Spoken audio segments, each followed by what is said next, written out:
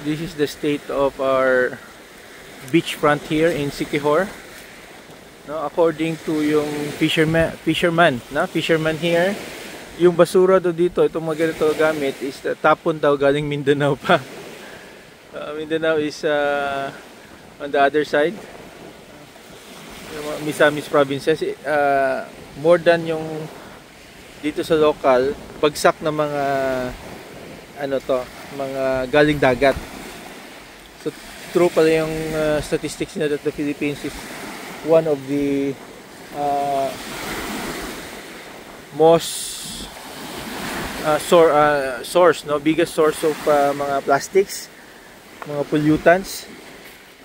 Tingnan niyo dyan, oh, mga plastic, oh, here, galing dagat yan, kinakain ng isda natin yan, no, microplastics, natutunaw.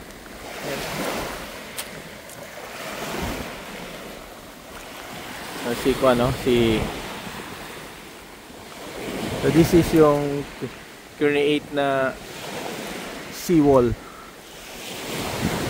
ng government here. Bumabagsak daw to.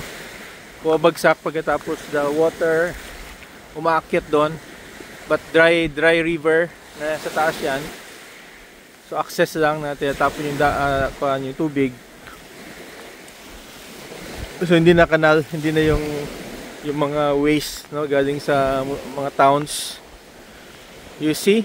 No, ito yung mga galing galing Mindanao pa. And we're here in Siquijor, no, in the Visayas. Siguro parte din yung local, but you see yung ocean na mga waste, no, aabot pa dito sa several kilometers or hundreds of kilometers. So you have nice na beach doon. Nandun sila. Dip here, no? Maligo tayo sandali. Source naman ng galing open sea to. But going very far kasi malalim na yun sa unahan.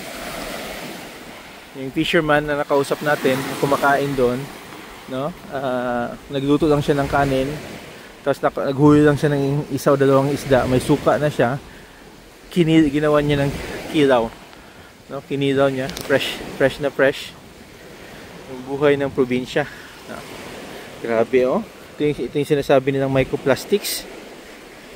No? Kasi itong mga plastic eventually, this will be suddenly reduced, no, into very small na mga plastics na kinakain natin. May mga health hazards to. Ito. Okay?